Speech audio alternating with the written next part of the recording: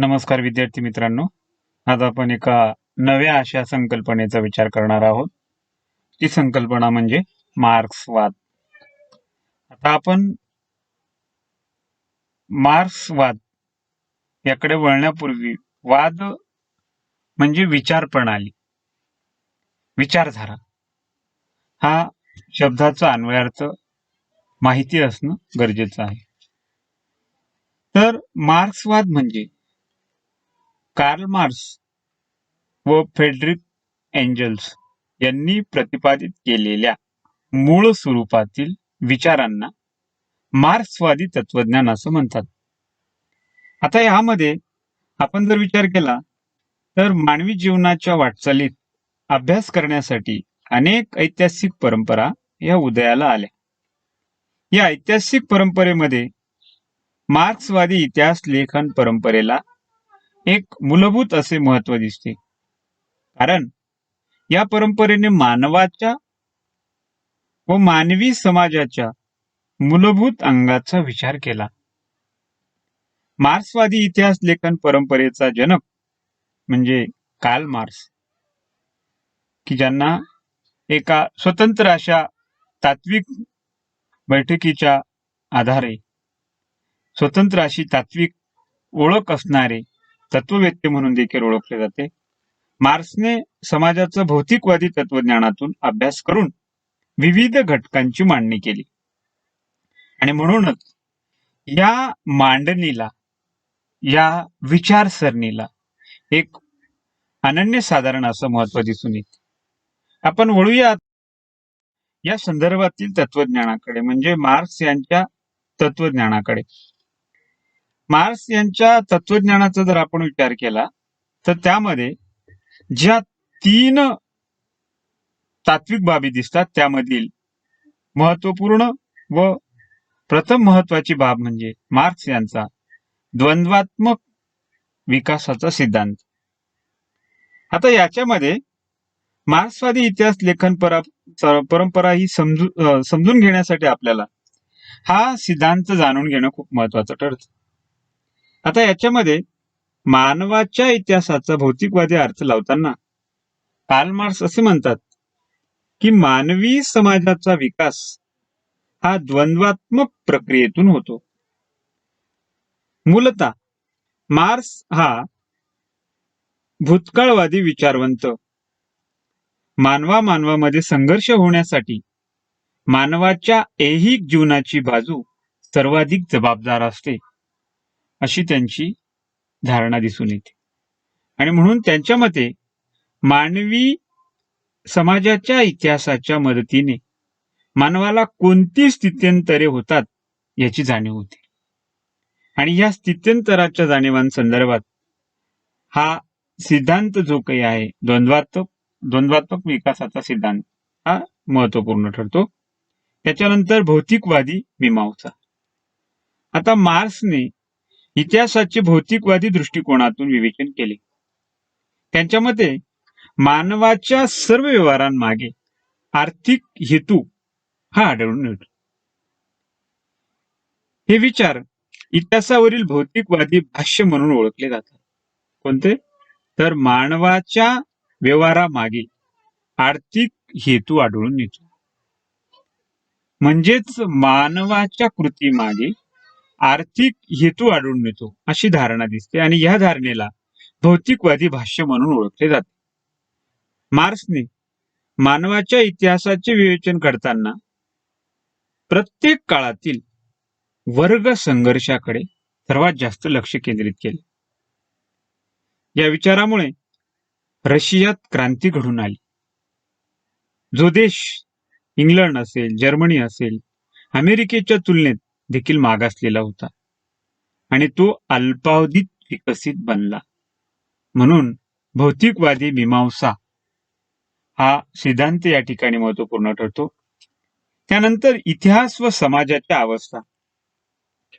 Marks मानवी समाजाच्या वाटचालीचा इतिहास स्पष्ट करताना असे म्हणतात की मानवी समाजाचा विकास हा विविध अवस्थेतून झाला आणि या विविध अवस्थांचा जर विचार केला तर त्यामध्ये ते असं म्हणतात, पहिली अवस्था म्हणजे गुलामगिरी, दुसरी अवस्था तदनंतर त्यांनी मांडली ती म्हणजे सरंजामशाही आणि तिसरी अवस्था म्हणजे भांडवलशाही. या 3 अवस्थांच्या टप्प्यातून मानवी समाजाची वाटचाल मांडलेली दिसते आणि या 3 अवस्थांद्वारे मानवाचा विकास कसा टप्प्याटप्प्याने झाला तो या ठिकाणी त्यांनी स्पष्ट केलेला दिसतो. आणि म्हणूनच हा जो काही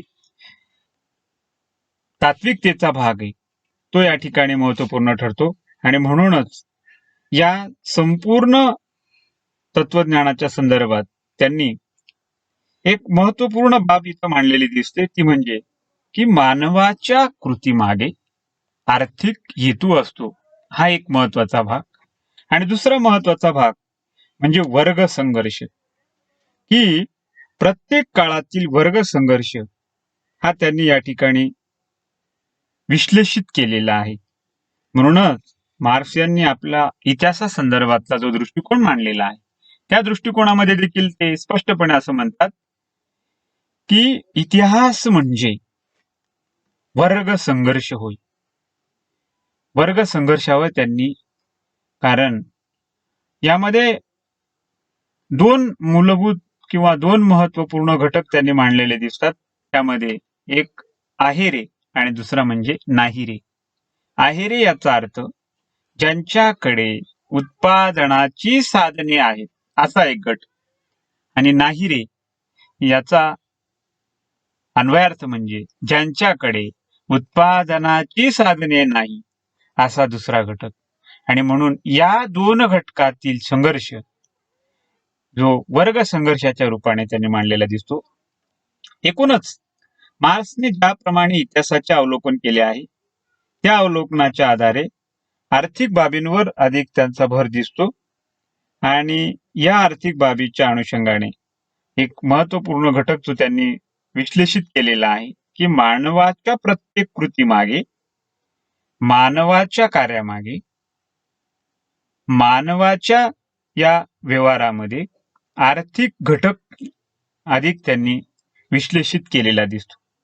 आणि म्हणूनच ज्या अनुषंगाने त्यांचे भौतिकवादी भाष्य म्हणून देखील ते ओळखले जाते. एकूणच इतिहासाचे विवेचन करताना मार्क्सने आर्थिक विवेचनावर जो भर दिलेला दिसतो त्या विवेचनाचा जर आपण विचार केला तर मानवाच्या आर्थिक इतिहासाचे विवेचन हे त्यांनी मांडलेले एक महत्वपूर्ण विवेचन म्हणून ओळखले जाते, की ज्यामध्ये त्यांनी मानवी विकासाच्या अवस्थांवर म्हणजे टप्प्यांवर देखील भर दिलेला दिसतो. म्हणून या ठिकाणी ही बाब अत्यंत महत्वपूर्ण ठरते. म्हणूनच एकूणच मार्क्सवाद म्हणजे कार्ल मार्क्स यांनी मांडलेली विचार प्रणाली, विचारधारा आणि तात्विकता होय. त्याच्यानंतर पुढच्या नव्या संकल्पनेकडे आधुनिकतावाद. आता याच्यामध्ये मुळातच जर आपण विचार केला, आधुनिक हा शब्द दिवसागणिक ऐकत असतात तुम्ही, आणि ज्याला मॉडर्न असं संबोधलं जातं. आता मुळातच आधुनिक या शब्दाचा शब्दशः अर्थ जर बघितला तर मॉडर्न किंवा आधुनिक यामध्ये मॉडर्न मीन्स चेंज, आधुनिक म्हणजे बदल. आता याच्यामध्ये आपण अर्थबोध जर बघितला की समाज व्यवस्थेचे पारंपरिक मूल्य व्यवस्थेकडून आधुनिक मूल्य व्यवस्थेकडे घडून येणारे स्थित्यंतर म्हणजे आधुनिकतावाद होय. मगाशी उल्लेख केल्याप्रमाणे एकूणच तो बदल आहे, चेंज आहे. आता हा बदल जो काही आहे तो बदल म्हणजे स्थित्यंतर जो काही आहे तो आधुनिकीकरणाच्या प्रक्रियेमध्ये घडून येत असतो. आणि म्हणूनच ज्याला सकारात्मक व रचनात्मक स्वरूपाचा बदल देखील म्हटलं जातं.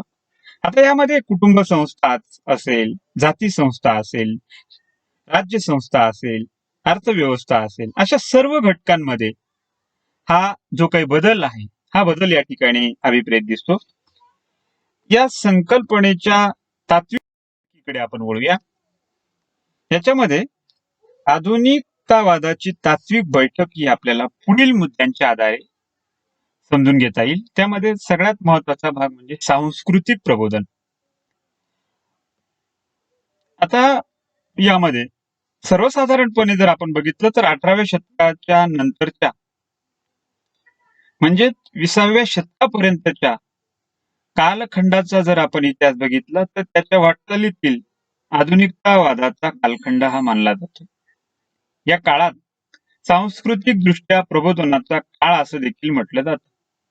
प्रबोधनाची जी वैशिष्ट्ये आहेत आणि त्या वैशिष्ट्यांमध्ये सांस्कृतिक बदल, सांस्कृतिक प्रबोधन हा या ठिकाणी महत्वपूर्ण ठरतो. आता कोणत्याही संस्कृती संदर्भात, कोणत्याही मानवी समूहासंदर्भात, समाज व्यवस्थेसंदर्भात त्या समाजाची, त्या समूहाची संस्कृती ही देखील प्रथमदर्शनी ओळखली जाते. त्याच्यानंतर वैचारिक मूल्य. आता यामध्ये अनेक पाश्चात्य इतिहासकारांनी असा एक दृष्टिकोन मांडलेला आहे की सूक्ष्म दृष्टीने विचार केल्यास युरोपात जवळपास 16व्या शतकात जी वैचारिक मूल्य दिसून येतात त्या वैचारिक मूल्यांच्या आधारे समाजात ही वैचारिक मूल्ये ही खोलवर रुजलेली दिसतात. आणि म्हणूनच प्रबोधनाची मूल्य ही आधुनिकतेची मूल्य व्यवस्था म्हणून ओळखली जाते. अगदी यामध्ये आपण जर बघितलं की मूल्य ही जसं आपण प्रथम अभ्यासक्रमाची ओळख करून घेताना हा विचार केला होता की इतिहासामध्ये कोणतीही घटना ही मूल्य जन्माला देते. आणि त्या ठिकाणी आपण या संदर्भातही विचार केला होता की घटनेकडे या दृष्टिकोनातून पाहणं गरजेचं आहे की ज्यामध्ये ती घटना जी मूल्याला किंवा ज्या तत्वाला जन्म देते ते मूल्य आपण संग्रहित ठेवलं किंवा ते आपल्या विचारधनामध्ये जर साठवलं तर ते निश्चितच उपयुक्त ठरतं. आणि ज्याला आपण उपयोजनात्मक पातळीवर एखाद्या विषयासंदर्भात उपयोजनात्मक पातळीवर कसा विचार करावा तो उपयोजनात्मक पातळीवरचा विचार हा या ठिकाणी दिसून येतो. त्याच्यानंतर या तात्विकतेतील महत्वपूर्ण भाग म्हणजे मानव केंद्रित. आधुनिकतावाद हा मानव केंद्रित दिसतो. आता याच्यामध्ये मुळातच ह्या संदर्भातील मुख्य केंद्र म्हणजे मानव. आता याच्यामध्ये मग माणसाची जाण ही स्वायत्त आहे, स्थिर आहे, की जी वैश्विक स्वरूपाची आहे. बुद्धी सामर्थ्याच्या जोरावर माणसाला आत्मज्ञान, जगाचे ज्ञान प्राप्त करून घेता येते. ज्ञान प्राप्तीचे मार्ग हे शास्त्रीय असून शास्त्रीय पद्धतीने मिळणारे ज्ञान हे सत्य चिरंतन स्वरूपाचे आहे. मग आता याच्या संदर्भात की मानव हा या ठिकाणी केंद्रित दिसतो. मानवी व्यवहाराचे समर्पक विश्लेषण या ठिकाणी केंद्रित दिसते. आणि म्हणूनच त्या संदर्भातील मानवाच्या एकूणच वैचारिक बैठकी संदर्भात या ठिकाणी मूलभूत असा विचार की जो मानव केंद्रित दिसतो. त्यानंतर विवेकवादाचा प्रभाव. आता याच्यामध्ये विवेक या शब्दाचा अर्थ समजून घेणं खूप गरजेचं आहे. म्हणजेच बघा की एखादी कृती करण्यापूर्वी केलेला विचार किंवा सारासार दृष्टिकोनातून केलेला विचार ज्याला आपण विवेक असं म्हणतो. असा विवेकवादाचा प्रभाव या तात्विक बैठकीमध्ये दिसतो. म्हणजेच काय तर मूल्य प्रधान अशी संकल्पना म्हणजेच काय तर तात्विकतेच्या अनुषंगाने आधुनिकतावाद ज्याच्यामध्ये विवेकाचा समावेश, विवेक बुद्धीचा समावेश, विवेक निष्ठतेचा समावेश हा दिसून येतो. आता याच्यामध्ये म्हणजे अगदी निसर्ग आणि मानवी व्यवहार असेल.